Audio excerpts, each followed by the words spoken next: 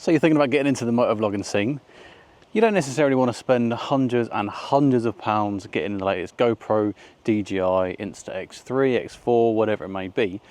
You want to use what's in your pocket, which is your mobile phone. Now, there are helmet mounts for your phone, which personally, I don't like the look of, having this big phone stuck to the front of your face. So what's the other option? Well, a chest mount. You got to think though, what type of bike are you riding, or what type of bikes are you going to ride?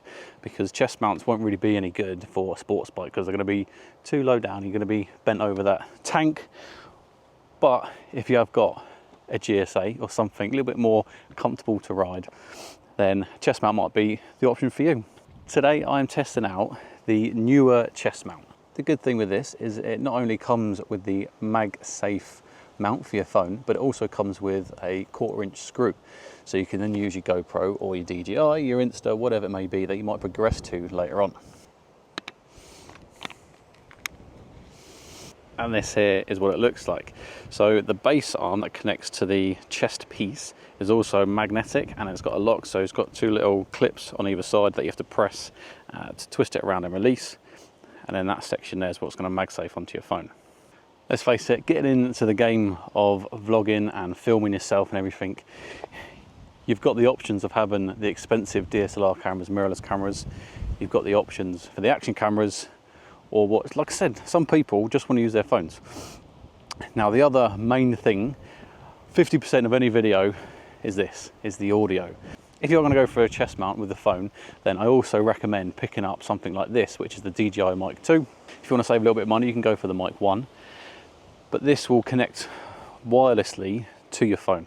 So you can then have this in your helmet, phone on your chest, and you don't need any other extra wires. One of these, plus the mount, you're looking at about £100 all in. So potentially that's all you need to get you going into this kind of motovlogging journey of yours. Me personally, it's not how I do it. If I'm going to commit to something, I'll throw myself in. I learn out what's all the best stuff, and then I tend to try and get as best quality items, whether the cameras, the audio, the computers to edit all the videos, whatever it may be. I always tend to go kind of a bit above board. Zoe hates it because I have spent thousands and thousands on all the kit and equipment. But what's the point in working if you can't spend your own money, eh? Just going to readjust the mic. Now this kit, if you don't have a MagSafe iPhone or any phone, it actually comes with the MagSafe ring, so you can stick it onto the back of your phone. But don't need that. There is no straps to unbuckle it and then kind of easily put it around. You've just got to fully commit. Making sure to not knock off your mic. Oh.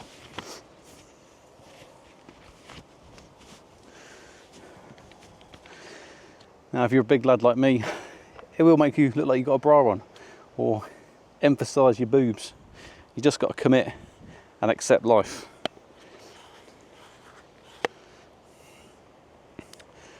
Once it's on the chest, you can then manoeuvre it to the position you want.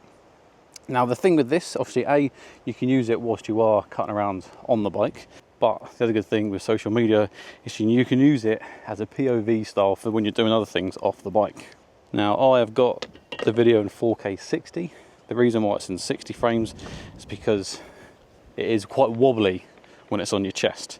So actually 60 frames, it just smooths it out that little bit more.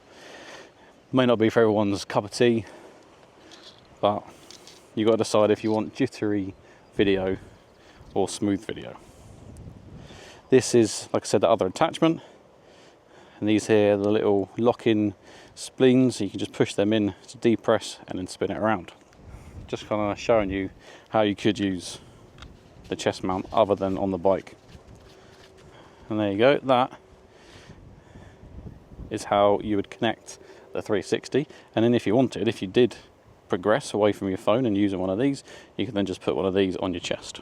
Pretty flexible, kind of covers everything that you'd want to put on your chest, so it's not too heavy. Or if you went to like a bike meet or a bike show and you wanted to walk around and then film stuff without having your hands holding the cameras, you could use this, I suppose. Going back to the mic, if you wanted a cheaper option, then of course you could get like a lapel mic, plug it into the side and then run it straight into your helmet. But yeah, this is how it looks. Looks a bit silly in my opinion. This is why I personally wouldn't run it. I'd always go for an action camera on the helmet. I think it's the best view. But talking about views, let's jump on the bike so you can see what this actually looks like in the moto vlogging sense. For reference, this is what it would look like if you had your 360 camera on the front. The good thing with a 360 is you can then reframe the shot later on.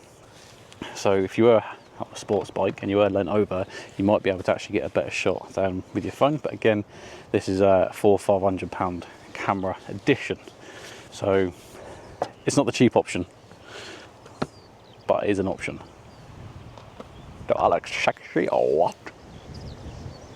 And then a good thing with the screw top, depending what camera, like I said, you progress to or you keep adapting, you can obviously then go to the GoPro or DJI camera. But at this point, if you've got this, you might as well just get a chin mount and then just put it on your helmet. Personal preference, obviously. Some quality H2O. Overall build quality of this unit, it actually feels really well made. Like the connectors, like I said, the bottom of here is magnetic, so then when it goes on, it snaps on and then you twist it and it locks in place and it ain't coming off, ain't going anywhere. So yeah, a really solid product by NEEWER. Well guys, let me know in the comment box below, what do you think of the NEEWER chest mount? Is it something you would consider buying instead of a helmet mount, or are you going to skip the chest mount and go straight to the helmet mount? If you are interested in picking yourself up one of these chest mounts, in the description box will be an Amazon link. It is affiliate. You don't pay anything extra, I'll get a little kickback later on. So the slight problem I'm having already is, I don't know if you can see, but when I put my helmet down, because I've got the DJI on my helmet, it's actually hitting the GoPro. The iPhone. So I do need to be careful with that. The iPhone obviously doesn't have a case on it, and there's no way of knowing it's recording other than I know I press record, but I don't know if it's still recording. It is in 4K 60 at the minute and 0.5 times or 0.5x. So this will be the first test run. I haven't left anything behind. I do feel quite uneasy with my iPhone just on my chest like this. Yeah, it's got the MagSafe holding it on place, but the phone itself can spin because obviously the MagSafe isn't holding it in place perfectly. It's just magnetised on the back. I don't know how much movement or how much force or wind it would take to take the phone off the MagSafe mount. And if that happens, it's going to fall. The question is, this is obviously a very upright bike, the GSA. How does it look? More importantly, can you see through the screen? Can you see what's actually happening, or is this just more of a shot to the handlebars and the TFT screen? Like I said, personally, I wouldn't be running this setup. I just feel very uneasy that it's going to come off and I'm going to run it over. We'll get onto the road in a second and we'll test it out, see what it's like actually on the road on a smooth surface. And then I'll actually put the video into 4K 30. Most people film either 24 or 30 frames. On my DJI, I just film in 30 frames. I don't worry about the 24. Okay, so we made it through the off-roady bit. Phone is still there. I wonder what it's like with the stabilisation as well. So obviously the DJI, I've got it in rock steady stabilisation, 4K 30. How does the phone compare? So obviously your head is like a natural gimbal anyway, whereas your body not so much. Let's pull over quickly and we're going to switch over to 4K 30 frames. Okay, that there was a perfect example of you just don't know if it's recording. Turns out at some point I'd hit the stop button when I was putting my helmet on. So all of that last section we've just done there wasn't caught. So this is 4K 30, and what we hope is recording. And the problem is you've got to keep adjusting as well to make sure it's angled properly. The good thing with the DJI, I set the mount to the right angle, and then because it's got a magnetic base, I can pop it on and off, and I know it's going to be in the same position every time. Whereas this, if the arm moves in between you taking the phone and off, you then got to test and adjust multiple times to get it in the right angle. Okay, let's check, make sure that's recorded, and if it has, we will then turn over to 4K 30. 4K 30, 0.5x zoom, whatever you want to call it. Now the question is, can you tell the difference between the 30 and the 60 frames per second?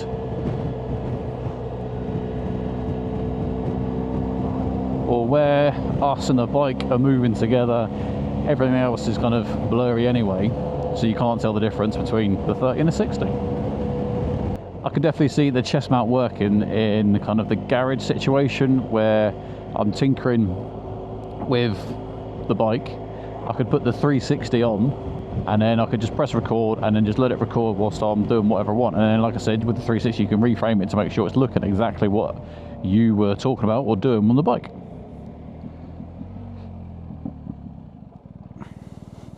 I'm going to put this back in its case because I don't fancy breaking my iPhone just for making a video. Well guys, that has been a quick look at how you can motovlog using just your phone. Like I tend to do anyway, when I do pull over and I do my walk around to the bike, a lot of the time the B-roll shots you see are actually filmed with the iPhone as well. So with this setup, you can film yourself riding, you can jump off the bike, you can then do your talking to the camera, talk like walking around the bike. You can also film your B-rolls, you can do everything. You can even then go and edit it on the phone and upload from the phone. All without needing to spend thousands on special kit like the DJI, like the 360, like the Mac Mini. All the little bits that you feel like you need to have to make your channel grow. And let's face it, you know, many people have grown their channels with just their phones.